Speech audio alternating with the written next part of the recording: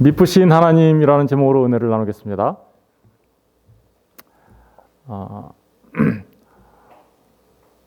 오늘 본문의 말씀은 아브라함이 기근을 만나서 애굽으로 내려가서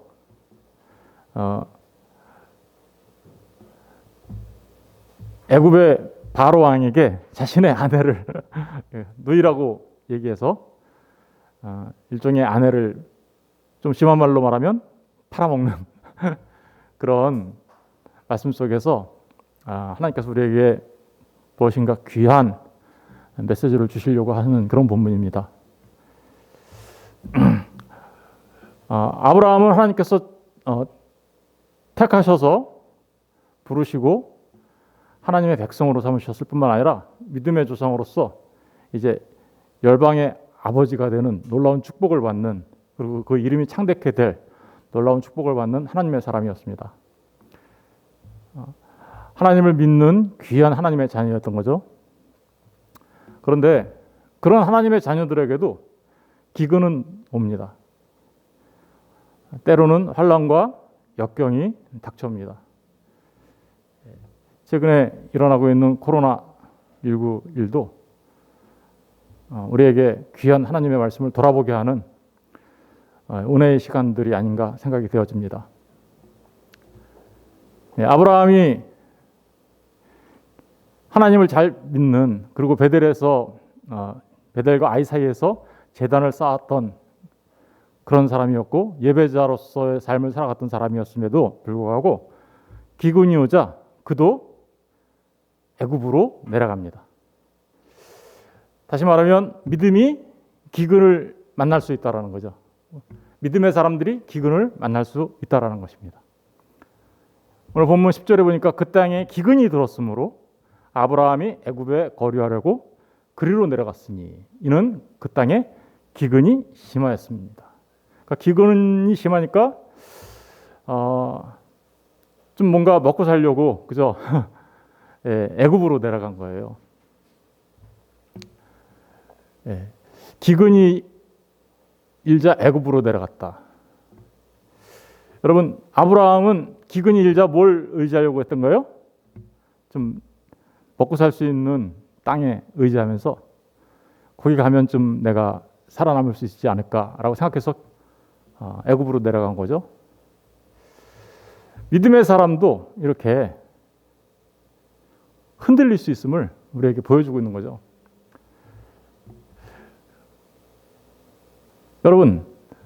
여러분들은 이 아브라함과 같이 이렇게 기근을 만나면 무엇을 의지하며 살아갑니까? 아브라함이 기근에 의해 애굽으로 내려갔다라는 것은 그가 하나님을 의지하기보다는 다른 것을 의지했다라는 의미가 이 안에 담겨져 있는 거죠. 우리 아브라함이 기근 때문에 애굽에 내려갔다라는 의미가 어떤 의미인지 이사야서 31장 1절에서 3절 말씀을 가지고 한번 생각해 보도록 하겠습니다. 도움을 구하러 애굽으로 내려가는 자들은, 그죠? 도움을 구하러 애굽으로 내려가는 자들은 화 있을진저. 뭐가 있다고요? 화가 있다. 지금 아브라함이 도움을 구하려고 애굽으로 내려갔죠. 그들은 말을 의지하며 병거의 많음과 마병의 심히 강함을 의지하고 이스라엘의 거룩하신 이를 앙모하지 아니하며 여호와를 구하지 아니하나니. 그러니까 아브라함이 지금 기근 때문에 애굽으로 내려간 거는 애굽에 의지하기 위해서 내려간 거죠. 그 애굽에 말을 의지하며, 여기 말은 이제 우리가 타고 다니는 말, 그걸 말하는 거예요. 그러니까 이거는 군사력을 의미하겠죠. 병거, 말과 병거, 그죠? 많은가 마병의 힘이 강함. 그러니까 세상의 힘을 의지하려고 내려갔다는 거예요. 세상의 힘을 의지하며 살아가는 사람들, 그들은 하나님을 앙모하지 아니하고, 거룩하신 하나님을 앙모하지 아니하고 여호와 하나님을 구하지 아니하고 세상의 것을 구하려고 내려갔다라고 지금 얘기하고 있어요. 2절에 보니까 여호와께서도 지혜로우신즉 재앙을 내리실 것이라 그의 말씀을 변하게 하지 아니하시고 일어나서 악행하는 자들의 집을 치시며 행악을 돕는 자들을 치시리니. 애굽은 뭐예요? 사람이요 신이 아니며 그들의 말들은 육체요 영이 아니다. 그러니까 애굽으로 기근 때문에 아브라함이 애굽으로 내려갔다는 것은 애굽의 힘, 그것에 자기를 좀 의지해 보려고 내려간 거죠. 그리고 애굽의 사람들을 의지해 보려고 내려간 거죠. 그 애굽은 신이 아니에요. 하나님이 아니에요. 그런데 불구하고 그것을 의지하려고 하죠. 그 애굽 사람들의 말은 육체다, 영이 아니다라고 얘기하죠. 그러니까 아브라함이 기근을 만나 애굽으로 내려갔다라는 이 사실은 하나님의 백성도 실족할 수 있음을 보여주고 있는데, 그것은 곧 하나님을 경외하고 거룩하신 하나님께 의지하는 것이 아니라 세상을 의지하는, 세상의 힘을 의지하는, 육체의 힘에 의지하는, 그죠? 그래서 세상과 연합해 버리는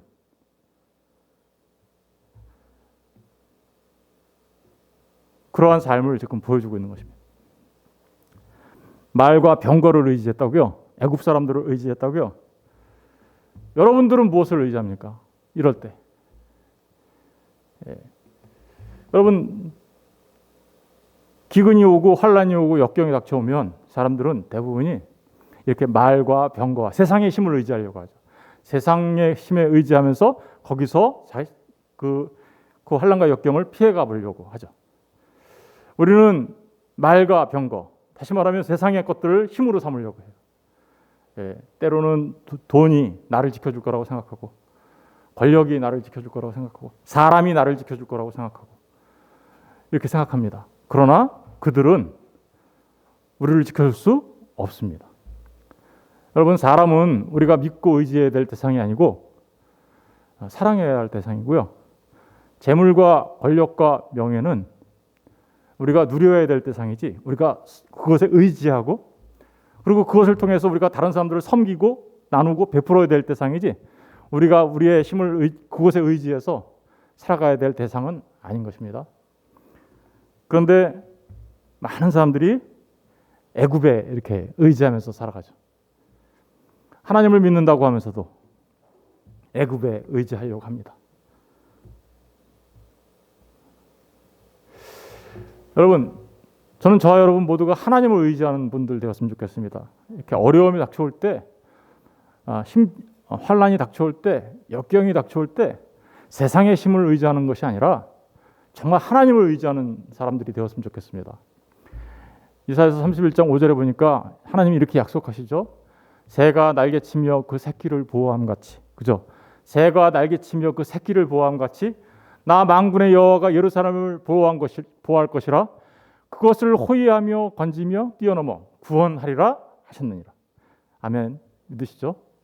여러분, 지금 있는 우리가 겪고 있는 이 어려움과 환란도 하나님께서 우리를 지켜주시게 될 줄 믿습니다. 그죠?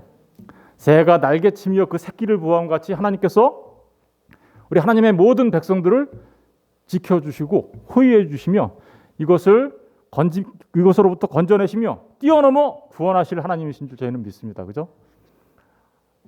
정말 하나님의 사람들은 애굽으로 내려갈 것이 아니라 하나님만 의지하며 살아가야 하는 것이죠. 이사야서 40장 31절에도 오직 여호와를 앙망하는 자는 새 힘을 얻으리니 독수리가 날개치며 올라감을 같을 것이요 다른 박질하여도 곤비하지 아니하겠고 걸어가도 피곤치 아니하리로다. 아멘.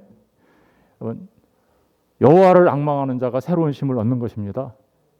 여호와를 앙망하는 자가 독수리가 날개치며 올라감 같은 힘을 얻게 되는 것입니다.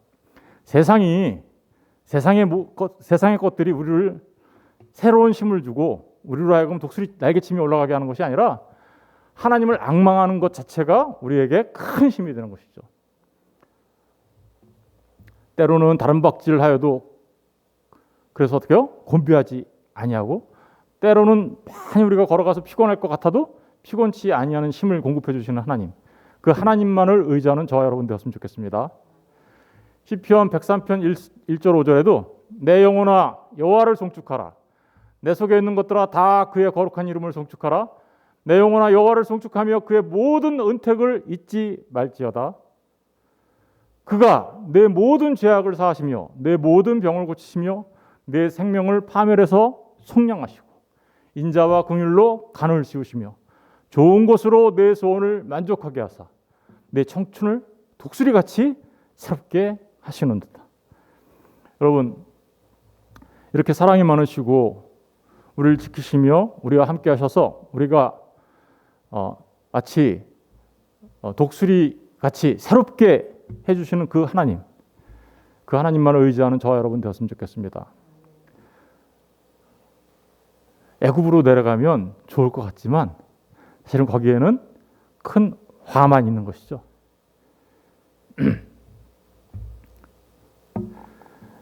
아브라함은 기근을 만나서 애굽에 내려갔습니다. 그런데 그죠? 애굽으로 내려갔더니 어떤 일이 벌어졌나요? 우리 11절부터 말씀을 읽어보면 그가 애굽에 가까이 이르렀을 때 그의 아내 사라에게 말하되 내가 알기에 그대는 아리따운 여인이라 애굽 사람이 그대를 볼 때 이르기를 이는 그의 아내라 하여 나는 죽이고 그대는 살리리니 원하건대 그대는 나의 누이라 하라. 그러면 내가 그대로 말미암아 안전하고 내 목숨이 그대로 말미암아 보존되리라 하니라.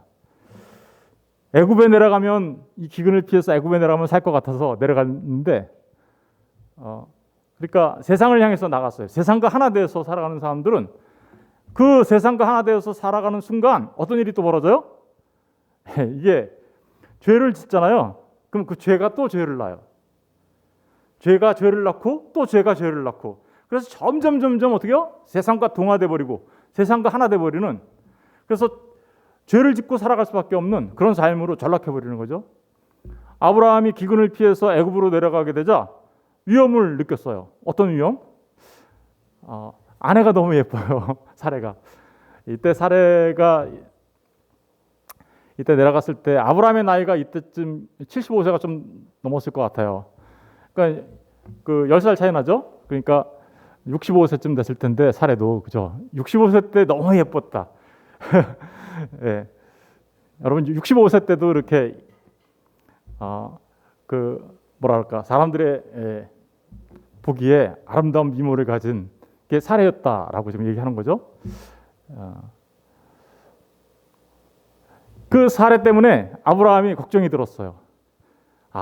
혹시 내 아내를 취하기 위하여 애굽의 사람들이 나를 죽이고 내 아내를 뺏어가면 어떡하지? 이런 걱정이 들었던 거죠. 그래서 거짓말을 하는 거죠, 이제. 그죠? 사실은 거짓말은 아니에요. 누이가 맞긴 맞아요. 그런데 그래서 어떤 사람들은 그 누이라고 말한 건 거짓말은 아니야. 그냥 맞는 얘기 한 거지 뭐. 그 지혜롭게 위기를 피해 간 거지 뭐. 그렇습니까? 그렇지 않죠. 이거는 정말로 아내를 팔아먹은 거나 마찬가지예요.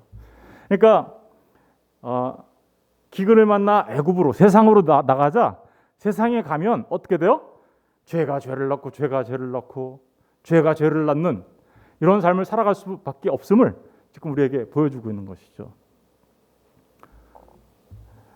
믿음의 성도들도 신앙생활을 하다가 세상과 동화돼서 살아요. 역경이 오고 환란이 오면 세상의 힘에 의지하고 싶어서 세상으로 나가요. 그런데 세상으로 나가면 어떤 일이 벌어지는 거예요? 세상과 동화되어서 하나 되어서 죄를 지으며 살아갈 수밖에 없는 그래서 점점 하나님으로부터 어떻게요? 멀어져 가는 삶을 살 수밖에 없는 그런 일이 우리에게 벌어진다는 것을 지금 보여주고 있는 거예요. 그런데 여러분 아브라함이 맞은 기근은 진짜 우리가 말하는 그 언어적 국어 사전적 의미에서 진짜 기근이었어요. 그럼 오늘날에 우리에게 닥쳐오는 기근은 뭘까요? 우리에게 가장 위험한 기근. 우리 아모스서 8장 11절 13절을 읽어보겠습니다. 주 여호와의 말씀이니라. 보라 날이 이를지라 내가 기근을 땅에 보내리니 양식이 없어 주림이 아니며 물이 없어 가람이 아니요 여호와의 말씀을 듣지 못한 기갈이라. 오늘날에 이 말세에 나타나는 가장 중요한 기근과 기갈은 먹을 거 없어서 우리가 지금 그죠? 우리 육체를 위한 양식이 없어서 라기보다는 뭐가 없다라는 거예요? 하나님의 말씀. 우리 생명의 양식, 진짜 양식이 없다라는 거죠. 우리 영원한 생명을 주는 하나님의 말씀이 없다라는 거예요. 사실은 오늘날 보면은 이 대한민국 땅에도 십자가의 숫자는 점점 많아지는데 왜 하나님은 저렇게 이 메시지 말에 정반대 이야기를 하고 있는 걸까요? 우리가 깊이 생각해 봐야 될 문제죠. 여러분, 교회가 성경을, 하나님의 말씀을 사용하긴 하지만 그 하나님의 말씀을 온전하게 전하지 못하면 그런 교회는 성경을 버린 것과 똑같은 거예요. 성경을 말하는데 세상 애굽에서 나오는 것들을 구하기 위하여 사용해요. 그죠? 예. 마병과 병거를 얻기 위하여 사용하고요. 사람들을 얻기 위하여 사용하고요. 재물과 명예와 권력을 얻기 위하여 하나님의 말씀을 사용해요. 그래서 소위 말하면 하나님의 말씀을 세상살이를 어떻게 살아갈 것인가에 대한 수단과 방편으로 지침을 얻으려고 하는 것으로 사용하려고 합니다. 그러면 그것은 뭐 하는 거예요, 지금? 하나님의 말씀을 사용하고는 있지만 세상의 것에 의지하라고 얘기하는 거잖아. 그죠? 그것은 온전한 하나님의 말씀을 전하는 것이라고 말할 수가 없습니다. 결국은 똑같이 우리가 보고 있는 이 하나님의 말씀을 전하고는 사용은 하고 있지만 온전한 복음을 전하지 않으면 성경을 버린 거예요. 미국의 아주 유명한 목사님은 교회가 성경을 버렸다. 현대교회가 성경을 버렸다. 현대교회는 성경을 버린 적 없어요. 항상 성경을 전한다고 해요. 그런데 왜 그 목사님은 그렇게 얘기했을까요? 그것은 하나님의 말씀이 바르게 선포되어지지 않기 때문입니다. 그럼 오늘날의 기근은 하나님의 말씀을 온전하게 알지 못하는 거예요. 말씀에서 떠나 있는 신앙생활. 12절에 보니까 사람이 이 바다에서 저 바다까지 북쪽에서 동쪽까지 비틀거리며 여호와의 말씀을 구하려고 돌아다녀도 어떻게요? 얻지 못해요. 이런 시대가 왔다라는 거예요. 네? 이 바다에서 저 바다까지 막 여호와의 말씀을 구하려고 돌아다녀도 얻지 못해요. 말씀은 전한다고 막 하는데 얻지를 못해요. 바른 말씀을. 그날의 아름다운 처녀와 젊은 남자가 다 어떻게요? 그래서 갈아여 쓰러지리라. 오늘날의 기근은 바로 하나님의 말씀이 온전하게 전해지지 않고 또 하나님의 말씀이 온전하게 전해지지 않는 데에는 듣는 청자들이 큰 문제가 있는 거예요. 왜냐하면 자기들이 듣고 싶은 것만 듣고 싶어요. 그죠? 그러니까 사람들이 여기서 하나님의 말씀을 전하는 게 아니라 어떻게요? 사람들이 듣고 싶은 걸 전해주는 거예요. 그러면 그것은 온전한 하나님의 말씀을 전하는 거라고 말할 수 없겠죠. 사실은 전하는 자도 문제이지만 하나님의 말씀을 듣고 싶어하는 자들이 점점 없어진다라는 뜻이죠. 무슨 얘기예요? 말씀 때가 되면 자기가 듣고 싶은 것만 들으려고 해요. 그러다 보니까 말씀이 전부 다 어떻게 해요? 점점 변개되어져. 그러니까 온전한 말씀을 듣고 싶어도 들을 수가 없는. 저와 여러분이 저는 하나님의 말씀을 바르게 전해야 할 것이고 하나님의 말씀을 듣는 여러분은 정말 하나님의 말씀을 전해주세요라고 요청하셔야 돼요. 제가 잘못한 걸 전하면 왜 그렇게 전하십니까? 라고 저한테 와서 따지셔야 되는 거죠. 왜 하나님의 말씀을 바르게 전하지 않으시냐고. 예, 굉장히 중요한 거죠. 요한복음 6장 63절에 보면 살리는 것은 영이니 육은 무익하니라. 내가 너희에게 이른 말은 영이요 생명. 하나님의 말씀이 영이고 생명이래요. 우리가 영적인 삶을 살아가고 영생을 누려야 될 하나님의 사람으로 성령 충만한 자로서 살아가며 그래서 생명에 이르는 사람들이어야 한다면 우리는 당연히 뭐가 있어야 되는 거예요? 우리 안에 말씀이 있어야 되는 거죠. 주님의 말씀, 하나님의 말씀이 우리에게 있어야 돼요. 하나님의 말씀이 없는 자들이 정말 기근에 빠져 있는 자들이에요. 그들은 그렇게 하나님의 말씀이 없는 자들은 어디로 가 있는 거예요, 지금? 애굽에 내려가 있는 거라니까. 그 자체가 애굽에 하나님의 말씀이 진리의 말씀이 없는 자들이 어떤 일을 당한다는 거예요. 그러니까 화를 당할 거라는 거예요. 그렇게 하나님의 말씀이 없고 하나님의 말씀이 없으니 성령 충만한 삶을 살 수가 없고 하나님의 말씀이 없으니 성령 충만한 삶을 살 수 없고 성령 충만한 삶을 살 수 없으니 정말 생명의 삶을 누릴 수 없는 그들이 어떻게 되나요? 애굽에 내려간 사람으로서 살아가는 거예요. 그러니까 그들은 영의 사람으로 살아갑니까? 아니면 육의 사람으로 살아갑니까? 육의 사람으로 살아가요.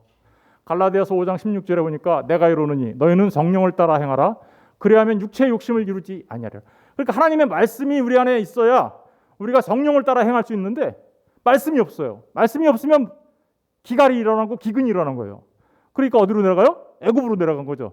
애굽으로 내려가니까 어떤 삶을 살게 됩니까? 육체의 욕심을 이루려고 살아가는 거예요.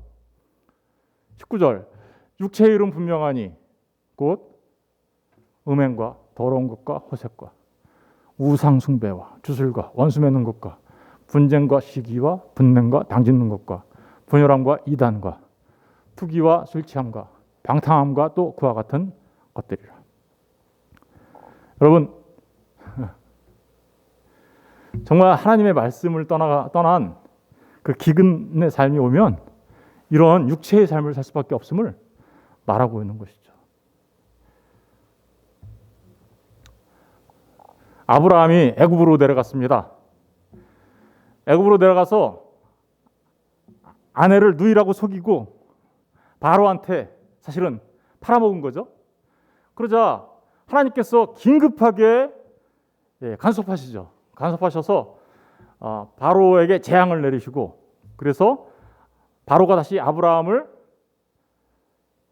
아내 사례를 아브라함에게 돌려주는 일이 일어나죠. 그때 바로가 뭐라고 얘기했나 읽어볼게요. 18절 바로가 아브라함을 불러서 이르되 내가 어찌하여 나에게 이렇게 행하였느냐? 내가 어찌하여 그를 내 아내라고 내게 말하지 아니하였느냐? 내가 어찌 그를 누이라 하여 내가 그를 데려다가 아내를 삼게 하였느냐? 내 아내가 여기 있으니 이제 데려가라 하고. 이게 좀 누가 한 말이에요? 바로가 아브라함에게 한 말이에요. 그런데 바로가 아브라함에게 한 말 같지만 사실은 좀 더 깊이 생각해 보면 저 말은 하나님이 바로의 입을 통하여 아브라함에게 한 말이에요. 무슨 의미인지 아시겠죠? 하나님이 바로의 입을 통하여 아브라함에게 사실 지금 뭐 하고 있는 거예요? 책망하고 있는 거죠. 무슨 장면 같아요? 타락한 아담의 모습이고 타락한 하와의 모습이죠. 보실래요? 창세기 3장 11절 13절에 보니까 이르시되 누가 너의 벗었음을 내게 알렸느냐? 선악을 알게 하는 나무의 열매를 먹지 말라고 하나님께서 금하셨습니다. 그 선악과를 먹으면 너는 정령 죽을 거라고 아담에게 얘기했습니다. 그런데 아담은 하나님의 말씀에서 어떻게 해요? 떠났어요. 정말 기근이 일어났죠. 하나님의 말씀에서 떠나버렸어요. 그러자 어디로 갔습니까? 아담이 애굽으로 간 거예요. 애굽으로. 세상으로 가버린 거예요. 하나님을 떠나서. 그런 아담에게 찾아와서 하나님이 묻습니다. 내가 내게 먹지 말라 명한 그 나무 열매를 내가 어찌하여 먹었느냐 이 말이에요. 어찌하여. 그죠? 똑같은 말을 하고 계시잖아요. 그죠? 13절 여호와 하나님이 여자에게 이르시되 내가 누구한테 얘기하는 거죠? 저거는요? 하와한테 얘기하는 거죠. 하나님이 내가 어찌하여 이렇게 하였느냐. 여러분 하나님의 말씀을 순종하지 않았죠? 아담과 하와가. 그죠? 그래서 하나님의 말씀을 떠나버렸죠? 그랬더니 진짜 기근이 와버린 거예요. 그러자 뭐가 온 거예요? 죽음과. 그죠? 하나님을 떠나게 되고 죽음이 오게 되고 정말 화가 닥쳐오게 되고 정말 우리 인생에 기근이 일어난 거죠. 진짜로. 어찌하여 하나님께서 사실은 아브라함을 책망하고 있는 것이죠. 여러분 어떻게 하라는 거예요? 하나님의 말씀을 떠나지 말고 하나님의 말씀 앞에 순종하며 살아가야 되는 그 믿음의 사람들의 모습이 있어야 하는데 아브라함이 그렇게 했다라는 것은 하나님 앞에 책망받아 마땅한 일을 지금 하고 말았다는 것을 말하고 있는 것이죠. 저는 저와 여러분이 정말 말씀을 떠나지 않는 하나님의 사람들 되었으면 좋겠습니다.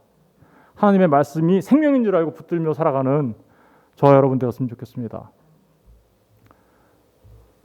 이렇게 아브라함이 하나님을 떠나 애굽으로 내려가서 있자 뭐가 찾아왔어요? 위기가 찾아왔어요. 그렇죠? 위기. 엄청나게 무서운 위기가 찾아왔습니다. 무슨 위기일까요? 14절에 보니까 그 위기가 나타나죠. 아브라함이 애굽에 이르렀을 때 애굽 사람들이 그 여인이 심히 아리따움을 보았고 바로의 고관들도 그를 보고 바로 앞에서 칭찬함으로 그 여인을 바로의 궁으로 이끌어 들인지라. 그러니까 결국은 어떻게 됐어요? 아내를 팔아먹었어요. 그죠? 위기가 닥친 거죠. 어떤 위기가 닥친 건가요? 아브라함의 가정의 위기가 닥쳤죠. 첫 번째로는. 그죠? 예, 아브라함과 신랑이 아내를 팔아먹은 꼴이 됐으니 일단 먼저 가정의 위기가 닥쳤어요. 그런데 이 위기는 단순하게 아브라함의 위기만을 말하는 것은 아닙니다. 이것은 엄청난 위기예요. 뭐에 대한 위기예요? 하나님의 계획에 대한 위기입니다.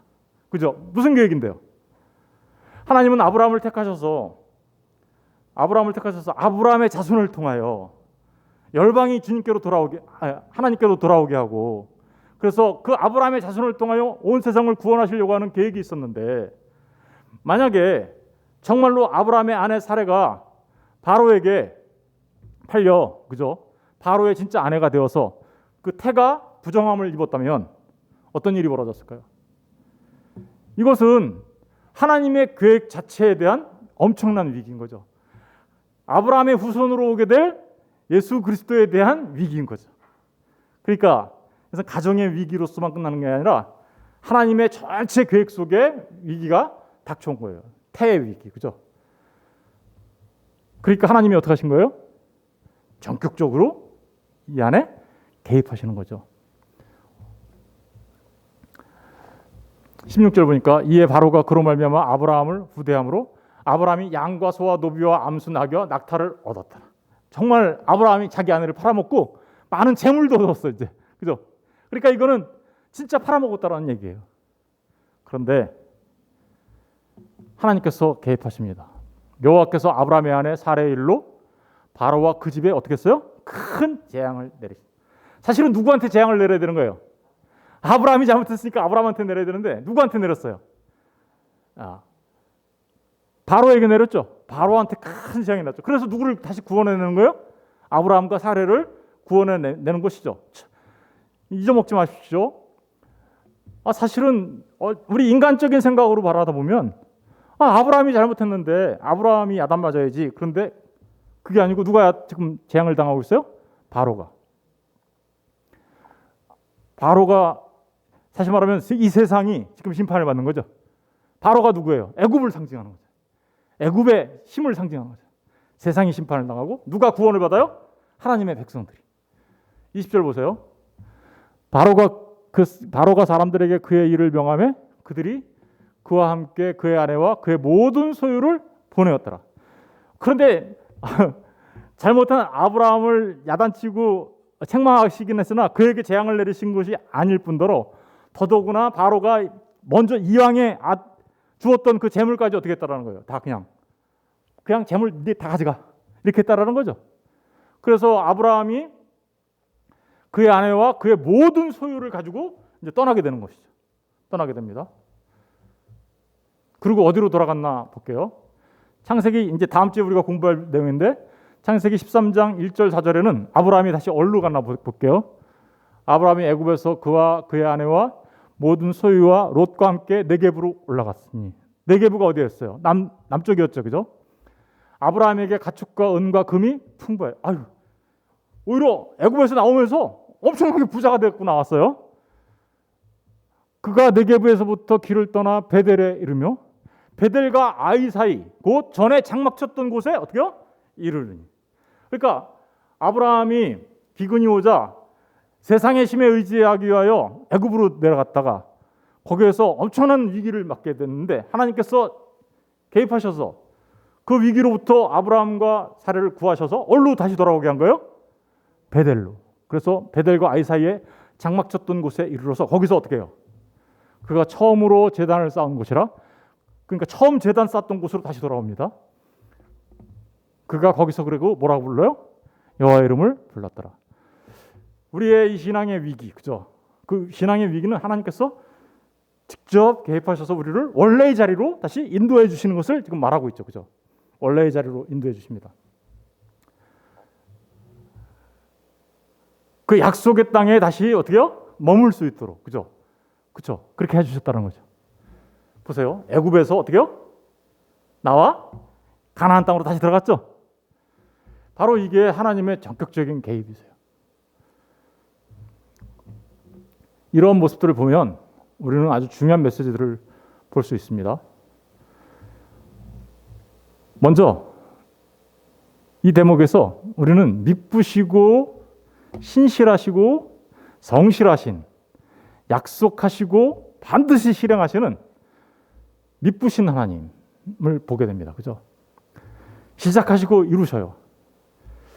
디모데후서 2장 13절에 보면 우리는 믿음이 없을지라도, 그죠?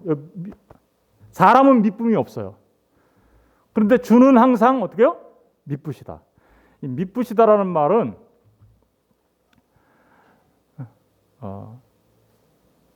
피스티스, 다시 말하면 믿음이라는 뜻이에요. 신실하시다는 뜻이에요. 좀 더 다른 말로 바꿔서 쉬운 말로 바꾸면 믿을만하다. 이게 우리가 잘 쓰는 아멘이라는 말 있죠. 아멘이라는 말이 여기서 나왔어요. 아만. 거기서 나온 말이에요. 아만. 진짜 믿을만해. 신실해. 근데 우리 인간은 어떻다는 거예요? 그렇지 못하다. 믿으신 하나님은 바로 우리가 그렇게 믿을 만한 분이시기 때문에 우리가 그렇게 기근을 만나 잘못해서 세상을 간다 할지라도 우리를 지켜내시고 원래의 자리로 이렇게 인도해 주시는, 그리고 반드시 하나님의 약속을 이루시는 신실하신 하나님이시라는 것을 우리에게 보여주고 있는 거죠. 위기가 찾아왔습니다. 자손의 위기가 찾아왔죠. 태의 위기가 찾아왔죠.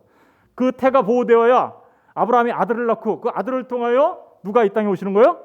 예수 그리스도가 오시는데, 그 하나님의 계획을 하나님은 어떠한 경우에도 이루시는 신실하신 하나님, 정말 믿으신 하나님인 것을 우리에게 보여주고 있는 거예요.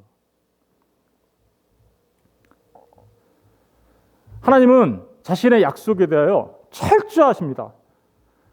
아브라함을 축복하시고 그 이름을 창대케 하고 너의 후손들이 하늘의 별과 같이 이제 나중에 그렇게 약속하시죠.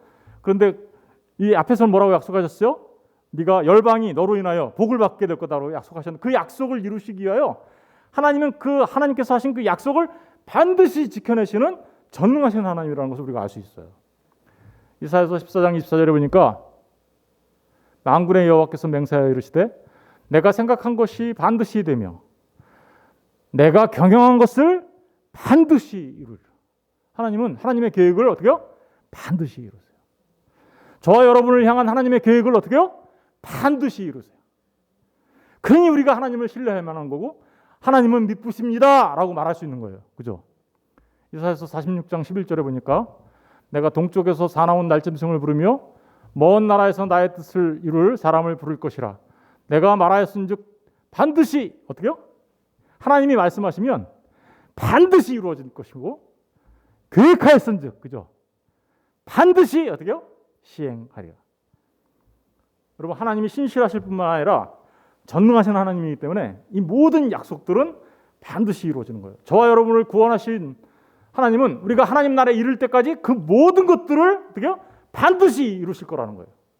바로 그 하나님을 신뢰해라고 지금 말하고 있는 거죠. 애굽으로 내려가지 말고 그 하나님을 신뢰해. 전격적으로 개입하시는 하나님. 사실은 이 아브라함의 이야기는 잘 생각해 보세요. 아브라함이 기근을 만났어요. 기근을 만나가지고 애굽으로 내려갔습니다. 애굽에서 내려가자 어떤 일을 당합니까? 애굽에서 아내를 팔아먹게 되는 고통을 다 겪게 되죠. 그런데 하나님께서 개입하셔서 어떻게 돼요? 바로가 재앙을 받게 되고, 그래서 바로의 손에서 풀려나 어떻게 해요? 바로가 오히려 많은 재물을 주면서 그죠? 재물을 주면서 아브라함이 아내와 많은 재물을 이끌고 어디로 다시 돌아왔어요? 베델과 아이세이, 그가 원래 제단을 쌓았던 그곳으로 약속의 땅으로 돌아오죠. 여러분, 이 일이 뭐 같아요? 나중에 야곱의 식구들이 그죠? 기근을 당해서 애굽으로 내려가죠. 그 애굽으로 내려갈 때 누가 거기 있었어요? 요셉이 총리로 있을 때, 그죠? 내려가서 애굽에서 정착하죠. 정착해서 살다가 보니까 무려 4대 430년 가까이 그 고센 땅에서 거하게 되죠. 그런데 거기서 무슨 일을 당합니까? 애굽 사람들한테 고난을 겪죠. 바로한테 역경을 겪죠. 그러자 하나님께서 어떻게요? 10가지 재앙을 내리죠. 바로한테 재앙을 내렸잖아요. 재앙을 내려서 바로로 하여금 항복하게 하고, 그죠? 바로로 하여금 어떻게요? 이스라엘 백성들한테 많은 재물을 주면서 빨리 나가 너네. 이거 똑같지 않아요? 똑같아요. 사실은 이 아브라함의 이 애굽으로 내려갔던 사건은 그 출애굽 사건을 예표하고 있었던 거예요. 그죠? 앞으로 하나님의 백성들이 어떻게 애굽에서부터 구원받을 것인지 그것을 미리 작은 그림으로 어떻게요? 보여주고 있었던 겁니다. 출애굽의 제1번이 그러니까 뭐예요? 애굽에서 베델로 온 아브라함 얘기죠. 그리고 출애굽 두 번째 이야기가 뭐예요? 애굽에서 가나안까지 온 이스라엘의 얘기겠죠. 그죠? 이스라엘이 모세를 통하여, 그죠? 모세와 여호수아를 통하여 가나안까지 이르게 된 출애굽 이야기. 그게 지금 아브라함의 이 사건을 통하여 먼저 보여주고 있는 거예요. 그리고 세 번째 출애굽 사건도 일어나죠. 세 번째 출애굽 사건은 이스라엘이 기원전 722년에 북이스라엘이 아시리아한테 멸망당하고 586년에는 바벨론에 의해서 어떻게요? 남유다가 멸망당하죠. 그래서 바벨론에 모두 포로로 잡혀가죠. 그런데 거기에서 우리를 구원해내셔서 그 이스라엘을 구원해내셔서 다시 예루살렘으로 돌아오게 한 그것도 출애굽이나 똑같은 거죠. 세상에서 애굽과 바벨론은 같은 개념이에요. 이 세상을 상징하고 있는 거예요. 그 세상으로부터 하나님께서 어떻게 하나님의 백성들을 구원할 것인가를 보여주고 있는 거죠. 그런데 진짜 출애굽은 뭐예요? 그러니까 네 번째 성경에서 나오는 중요한 출애굽은 뭐예요? 이 세상에서 죄와 사망으로 물들어서 사단의 노예로 살았던 우리, 애굽과 바벨론에서 살았던 우리, 그래서 멸망당할 수밖에 없는 우리, 심판당할 수밖에 없었던 우리, 죄와 사망에 갇혀 있었던 우리, 거기에서 우리 주 예수 그리스도께서 그죠? 모세가 되시고, 그죠? 모세가 되신 거잖아. 이스라엘 백성들을 데리고 나왔으니까 되셔서 십자가에 달려 죽으심을 통하여서, 그죠? 우리를 그곳으로부터 어떻게요? 엑소도스, 출애굽할 수 있도록 하신 그거. 그래서 우리를 죄와 사망에서 어디로 옮겨요? 의와 생명의 나라로 옮기시는 것.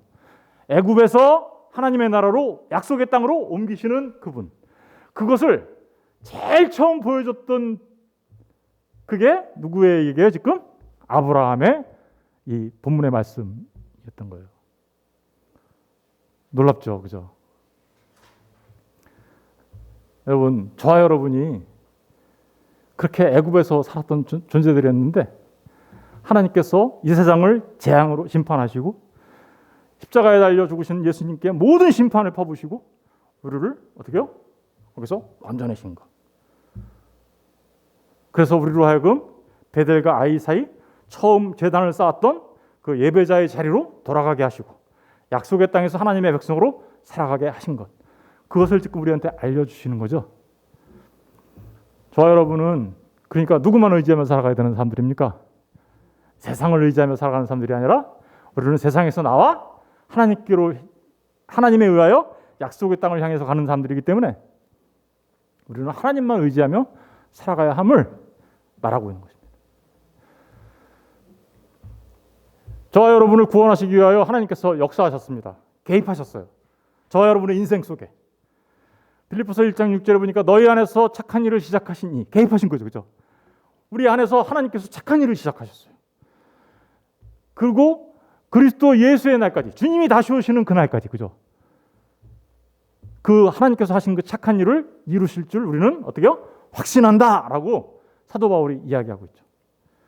그러니까 저와 여러분의 구원은 처음부터 끝까지 누가 시작하고 누가 마치시는 거예요? 하나님이 시작하시고 하나님이 맞춰주시는 거예요. 하나님이 시작하시고 하나님이 완성해 시켜주시는 거예요.